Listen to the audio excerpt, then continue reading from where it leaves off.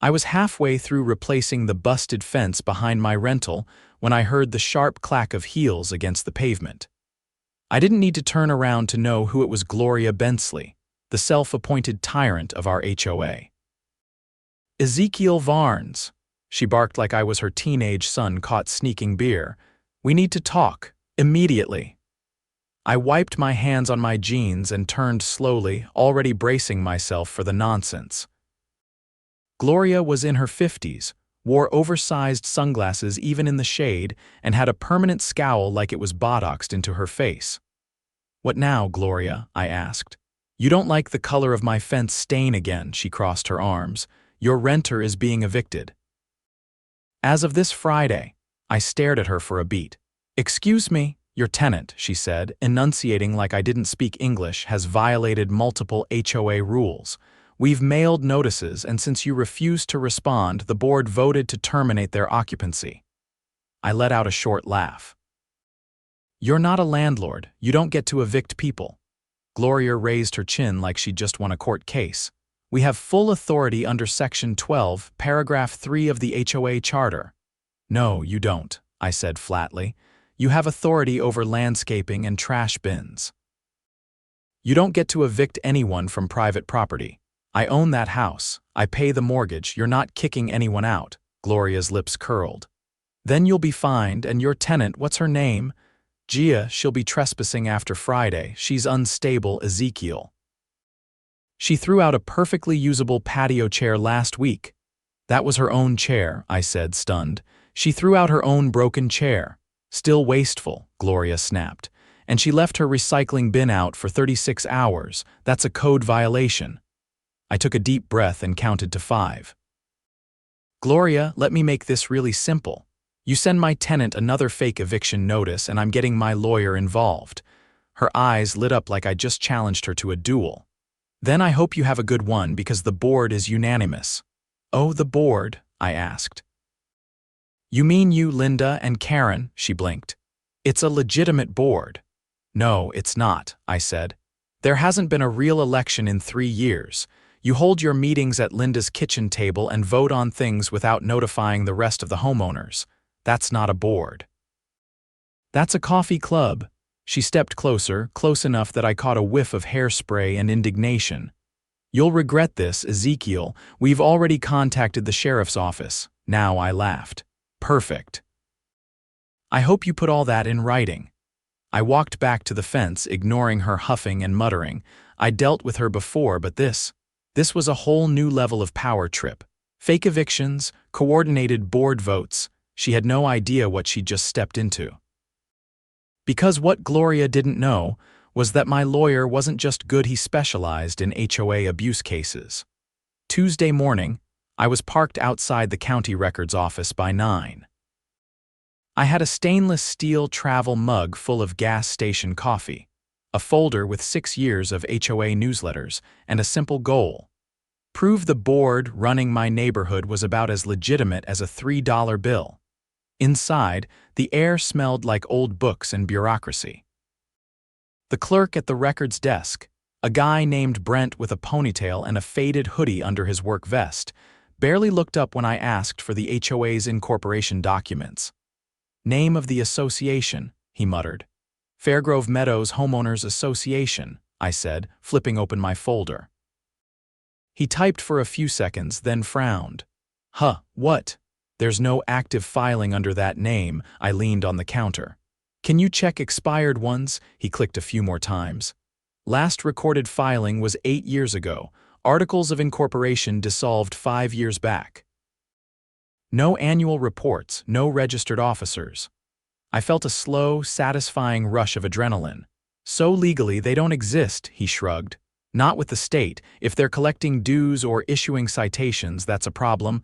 "Big problem," I said and gave him a nod. "Thanks, Brent. You just made my week." Back in the truck, I called my attorney, Cassandra Holt. She picked up after 2 rings. "Zeke," she said, "I've got good news and bad news." "Which first?" "Bad," I said. "The cease and desist letter I sent last week. They ignored it.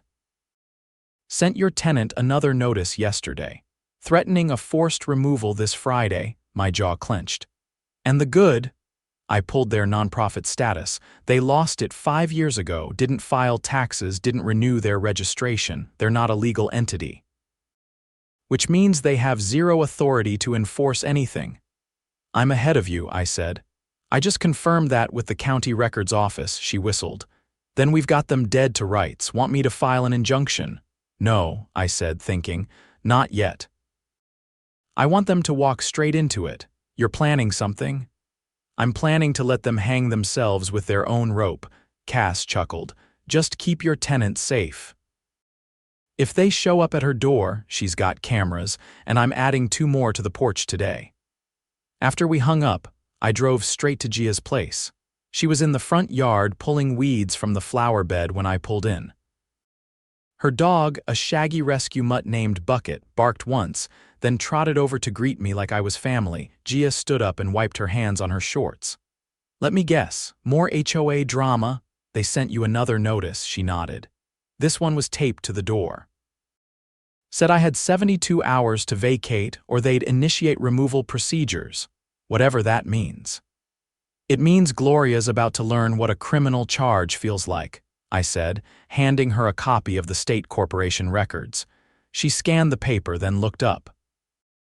They're not even real. Nope, and they've been pretending for years. Can we sue them? Eventually, I said. First, I'm going to let them try to remove you, with my lawyer and a sheriff's deputy standing right there. Friday came faster than I expected. I spent Thursday night wiring up 2 high-definition security cameras on Gia's porch and driveway. I also installed an audio recorder under the eaves, just in case anyone tried to get clever. Then I parked my truck across the street and waited. At exactly 9:00 a.m., a silver SUV pulled up with a screech. Gloria stepped out first, wearing a blazer 2 sizes too tight and dragging a clipboard under one arm. Right behind her came her ever-loyal cronies, Linda and Karen, carrying what looked like a bolt cutter and a padlock. Gia opened the door before they reached the porch. You are trespassing, she said calmly. Leave now. Gloria's voice was syrupy. We're here to enforce the board's decision. You've violated multiple residency codes and your landlord has failed to respond appropriately. We are changing the locks and removing unauthorized occupants. Gia didn't move. You touch anything and I will call the sheriff. You won't need to, I said, stepping out from behind my truck. He's already on the way. Gloria's face twisted. You again. I held up a thick envelope. Here's a formal cease and desist, notarized and documented. You're impersonating a legal authority, attempting unlawful eviction and trespassing. And since you're acting as an unregistered entity, you're personally liable, she scoffed. We're a nonprofit board. This is within our rights. No, you were a nonprofit board. 5 years ago, you let your charter expire. You never renewed your articles of incorporation. You've been collecting dues and threatening residents under false pretenses. Linda looked nervous. That's not true. We have the meeting minutes from your kitchen table, I said. I also have video of you 3 delivering illegal notices, plus security footage of you attempting to tamper with a resident's property. Oh, and that bolt cutter. That's attempted forced entry. Sirens approached. Gloria's mouth worked silently for a moment before she turned to Linda. We need to leave. Too late, I said, as the sheriff's cruiser pulled up and parked behind their SUV. Deputy Morales stepped out, tall and calm and holding a clipboard of his own. Got a call about a disturbance. Someone trying to change locks, I gestured to the porch. They brought tools, claimed they were evicting the tenant. He turned to Gloria. Ma'am, do you have a court order for eviction? She hesitated. We're the HOA board, we don't need one. Morales raised an eyebrow. Yes, you do. You're not law enforcement. You're not the landlord, and according to this, he said, tapping my documents, you're not even a legally recognized organization. Gloria's voice cracked. This is a misunderstanding. No, ma'am, he said. This is criminal trespass and attempted unlawful eviction. I'm going to need you and your friends to stay right here while I make a few calls. Karen sat down on the curb without being asked. Linda looked like she might cry. Gloria just stared at me, eyes wide with something between rage and disbelief. Hope you brought sunscreen, I said. Might be a long morning. Morales spent the next 20 minutes confirming everything. When he was done, he issued citations for trespass and unlawful interference with a tenant. He also confiscated the bolt cutter as evidence. The best part. He let me know that the DA's office might pursue fraud charges once they reviewed the HOA's history of collecting dues under false legal authority. Gia stood next to me through it all, arms crossed, bucket lying at her feet like a furry bodyguard. As the SUV finally rolled away with Gloria in the passenger seat and Linda behind the wheel, I turned to Gia. "That," I said, "was one hell of a show." She grinned. "Think they'll come back? If they do," I said, "they'll be facing court summons instead of angry tenants." I called Cassandra that afternoon and gave her the update. She was already drafting a civil complaint for restitution of dues and damages on behalf of a dozen other residents who'd quietly reached out once word spread. By the following Monday, a notice went out to every homeowner, an emergency meeting to dissolve all current board positions and appoint a temporary steering committee to organize real elections under state law. Gloria didn't attend, neither did Linda or Karen, but you know who did. Brent from the records office. Turned out he lived 5 blocks over and had been waiting for someone to finally take those 3 down a peg. "About time someone cleaned this place up," he said, dropping his name into the candidate pool. I nodded. "Let's make sure we do it right this time." And we did. By the second week after the failed eviction stunt, the neighborhood had changed. People waved more. Some even stopped me to ask questions, real questions, not the passive-aggressive kind that used to float around in Gloria's orbit. One guy, a retired machinist named Don who kept to himself before, handed me a manila envelope with copies of checks he'd written to the HOA over the years. He said he'd never once received an itemized statement, just Gloria's monthly contribution reminders taped to his door. Cassandra and I were building a solid archive now.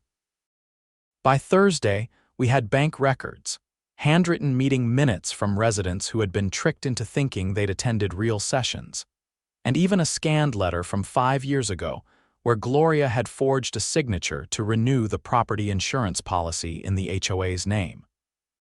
But that wasn't the worst of it. Friday morning, I got a call from Cassandra right as I was finishing breakfast. "You need to see this," she said. Now, she was standing outside the county clerk's building when I pulled up. She handed me a folded stack of documents and pointed to the highlighted section halfway down the first page. "They filed a lien on Gia's house 6 months ago," she said. I blinked. "That's impossible, I would have known." "They didn't file it against the property itself," she said. "They filed it under a fake sub-association Gloria created 2 years ago. Something called Fairgrove Security Fund. It's not tied to the main deed filings, so it dodged the mortgage company's radar." I scanned the form again. The lien claimed unpaid security assessments totaling nearly $4,000, citing a non-existent emergency patrol service. The document was registered under a phony address, a UPS box listed as a community office. She tried to create a shell entity to justify charging residents for services that don't exist, I said slowly. Cassandra nodded. And she registered the fund under her cousin's name who lives in Arizona. I already called him. He had no idea she was using his identity. I lowered the paper. "That's criminal fraud. I already contacted the DA's office," she said. "They want everything we've got." By the following week, Gloria was served with a formal subpoena. It wasn't quiet. A plainclothes investigator and a deputy showed up at her front porch during peak dog walking hour, and the neighborhood grapevine caught fire before the sun went down. Gia's house was safe now. Cassandra had submitted a motion to nullify the lien, and the court granted a temporary freeze pending a full hearing. But the bigger storm was just beginning. At Cassandra's advice, I helped organize a formal audit request. Over 20 residents signed on, including a few who had been skeptical before but changed their tune after they learned Gloria had taken out a personal credit card under the association's name. She'd used it to pay for landscaping equipment, weekend hotel stays, and even a treadmill. We found all that in the bank statements Don and a few others had submitted. The account was under the HOA's name again, despite the organization being defunct on paper, and Gloria was the only authorized user. Cassandra filed a complaint directly with the state attorney general's office. The response came faster than anyone expected. Within 4 days, an investigator from the Department of Consumer Protection was in town, interviewing residents and collecting evidence. That's when things got real. The investigator, a no-nonsense woman named Eileen, came to interview me at my shop. She wore a navy blazer and carried a leather satchel stuffed with folders, but she didn't waste time with pleasantries. "I've seen a lot of HOA abuse cases," she said, flipping through her notes. "But fake liens, identity theft, and unlicensed property management. That's a different tier." "She's been running this place like a private kingdom," I said. "Most people didn't say anything because they thought she had the law behind her," Eileen nodded. "She's going to regret that assumption." 2 days later, Gloria was arrested in her driveway. It happened in the middle of the afternoon. This time, there were no plainclothes deputies, just 2 uniformed officers and a marked cruiser. She screamed something about retaliation and political sabotage, but no one came to her defense. Karen was seen peeking through her blinds, but didn't step outside. The formal charges included fraudulent misrepresentation, unauthorized debt collection, and filing a false lien. The identity theft charge tied to her cousin's forged signature was the most serious, and came with the possibility of state prison time. Cassandra and I attended the preliminary hearing in the county courthouse. Gloria arrived in a wrinkled gray blazer, flanked by a public defender who looked like he'd rather be anywhere else. The judge didn't mince words. "I've read the filings. I see over 40 pages of documented misconduct, including financial fraud and impersonation of a public authority. This is not a civil matter. This is criminal." Gloria opened her mouth, but her attorney put a hand on her arm and whispered something. She stayed quiet for the remainder of the hearing. Afterward, as we walked into the lobby, I noticed a group of neighbors gathered near the vending machines. Gia was among them, standing next to Dawn and a woman I didn't recognize, probably from one of the side streets. "You think she'll take a plea?" Gia asked as I approached. Cassandra answered before I could. "If she has any sense, the state's case is airtight." The woman next to Dawn spoke up. "She once fined me for putting up Halloween decorations before October, made me take them down." Dawn's eyebrows lifted. "She told me I owed her $100 for a tree branch that fell during a windstorm, said it was my responsibility to control natural debris." Gia shook her head. "She tried to charge me $75 for not using the approved mulch color." I looked around at them people who'd spent years under this woman's thumb, now laughing quietly in the courthouse lobby. "We're holding a neighborhood meeting this weekend," I said. "Real one. Under the state's guidelines. We've got a certified parliamentarian helping us out." They all nodded. Don even clapped me on the shoulder. Saturday came, and with it, the first truly legitimate HOA meeting anyone could remember. We held it at the local library's community room. Turnout was better than expected, over 50 residents in folding chairs, sipping coffee and flipping through the agenda Cassandra helped draft. We voted to formally dissolve the old board and elected a new interim committee led by residents with actual credentials: an accountant, a retired school administrator, and Brent, who turned out to have a degree in public administration. We adopted a new charter, one that limited board powers and required quarterly open meetings with recorded minutes. We also passed a resolution to refund any homeowner who had paid into the fake security fund, with restitution to be sought through small claims if necessary. As the meeting wrapped up, I caught Gia near the back. "You holding up?" I asked. She smiled. "You know, I didn't want to live here at first. Took the rental because of the price. Now I don't want to leave." "You shouldn't have to," I said. "You've got more friends here than you think." "Yeah," she said, glancing around the room. I can see that now. The last thing I did before leaving was hand Cassandra a copy of a letter I drafted. It was addressed to the state's Housing Oversight Board, recommending an audit of all HOA filings statewide, starting with those that hadn't held elections in over 3 years. She read it, nodded, and tucked it into her briefcase. "You just might start something bigger than Fairgrove." I shrugged. "Might be time someone did." And as we stepped out into the late afternoon sun, I realized something. Gloria's reign was over. But better yet, the neighborhood she tried to control had finally remembered it belonged to the people, not the clipboard tyrants who tried to rule it. The first official committee meeting took place the following Saturday in the community center behind the middle school. The library's community room had been too small the last time, and we weren't taking chances again. 68 chairs were set up. By start time, people were standing along the back wall. Brent opened the session with a printed agenda and a voice that carried more authority than Gloria ever mustered with her threats and clipboards. I sat in the third row, between Gia and Dawn, watching as the neighborhood finally stepped into the sunlight after years of shadowy rule. A few items down the agenda, Brent tapped the mic. "Our next motion concerns the restitution process for residents who were financially impacted by any unauthorized collections or fraudulent charges under the defunct board. Cassandra Holt has volunteered to assist with the claims verification process. We will be documenting each case individually." Someone near the back stood up.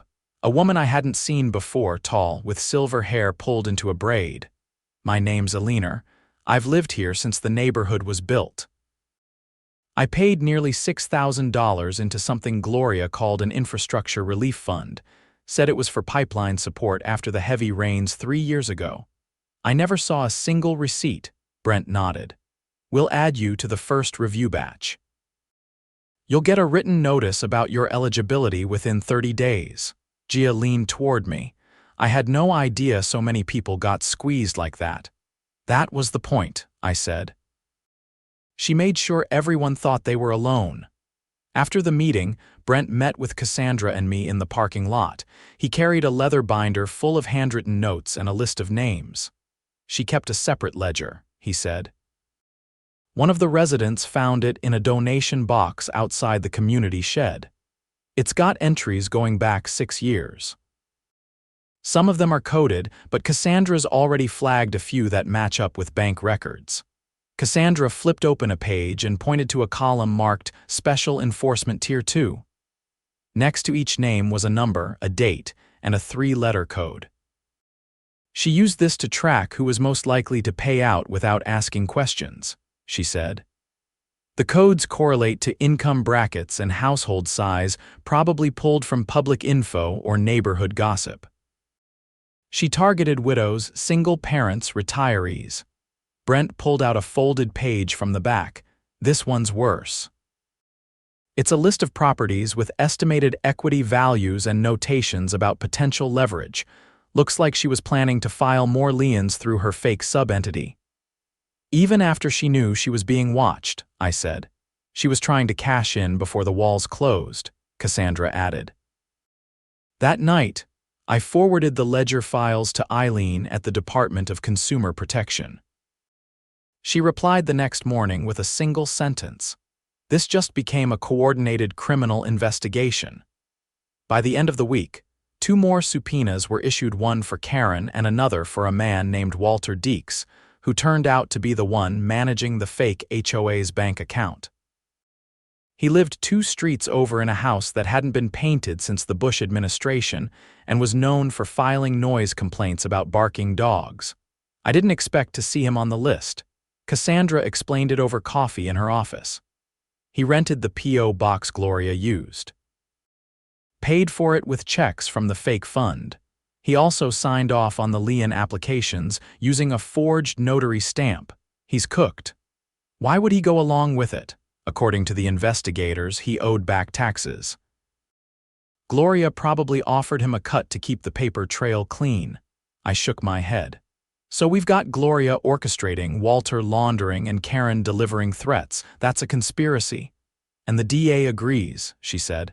They're filing under state RICO statutes. That changed everything. The RICO charge meant the case was no longer about petty harassment or HOA overreach. It was about systematic fraud, paper trail manipulation, and a coordinated effort to profit off homeowners under the guise of authority. The grand jury convened 2 weeks later. I was called in on the second day, not as a complainant this time, but as a witness for the prosecution. Cassandra walked me through the process before I took the stand, what to expect, how to respond. I wasn't nervous. I was angry. Inside the courtroom, the jurors listened intently as the state prosecutor walked them through timelines, bank transfers, fake signatures, and falsified records. They showed them the video footage of Gloria and her friends attempting to enter Gia's home with bolt cutters. They showed them the shell documents used to file liens without legal standing. They played the audio clips from the porch recorder, where Gloria explicitly threatened to change locks on a tenant she had no authority over. When I testified, I didn't embellish anything. I just told them what I saw, what I experienced, and what I found when I started digging. The jury deliberated less than 3 hours. The indictments dropped the next day. Gloria, Walter, and Karen were all charged with conspiracy to commit fraud, unauthorized debt collection, criminal impersonation of a governing entity, and 3 counts of identity misuse. When deputies came to pick up Walter, he tried to argue that he was just doing clerical work. That didn't stop them from cuffing him and walking him down his cracked driveway in full view of the neighbors. Gloria's lawyer tried to negotiate a plea deal, but the DA's office declined. They wanted a trial. They wanted precedent. Too many neighborhoods had suffered under fake boards and self-appointed tyrants. This was the case they were going to use to set the line. The trial lasted 10 days. The defense tried to argue that Gloria was performing a civic duty, that she believed the board still held authority, that no one had ever corrected her. The prosecution shredded that argument with signed letters from residents who had tried to challenge her and been stonewalled, fined, or threatened. They presented the forged documents, the fake notary stamp, the ledger tracking victims. They even brought in Gloria's cousin from Arizona, who testified that he hadn't spoken to her in 8 years, let alone authorized her to use his identity on a business registration. The verdict was unanimous on all counts. Sentencing took place a month later. Gloria was given 6 years, with eligibility for parole after 4. Walter got 3, and Karen received 18 months, suspended, with mandatory restitution and community service. The judge was clear. This court will not tolerate the manipulation of legal structures for personal gain. What you called a homeowners association was, in fact, a racket designed to extort and intimidate. You betrayed your neighbors and used fear as your currency. Afterward, outside the courthouse, Gia stood next to me with a cup of vending machine coffee. She didn't say anything for a while, just stared out over the parking lot. "I never thought this would go that far," she finally said. "Neither did they," I replied. In the months that followed, the neighborhood changed again, but this time for the better. The new committee held regular meetings, posted transparent budgets online, and even formed a volunteer team to help elderly residents with yard maintenance. Real elections were held. I didn't run, but Brent was elected chair and Alina took over the finance role. People started showing up to meetings because they wanted to, not because they were afraid of missing something and getting fined. As for Gia, she bought the house. With Gloria's fake lien removed and the panic gone, the bank approved her mortgage. She planted new flowers in the front, repainted the shutters, and adopted a second rescue dog to keep Bucket company. One evening, as I was locking up my shop, she stopped by with a 6-pack and a thank you card. "You didn't have to do all that," she said. "You could have just ignored it." "I couldn't," I said. "Not when it was this wrong." She handed me the card. Inside was a photo of the 2 dogs lying in a sunbeam and one sentence written in thick black ink, "Because you stood up, this is now our home." I kept that card on my workbench, still do. And every time I look at it, I remember the day the fake board was brought to justice and the neighborhood took itself back. Not with threats, not with power plays, with truth, evidence, and people who finally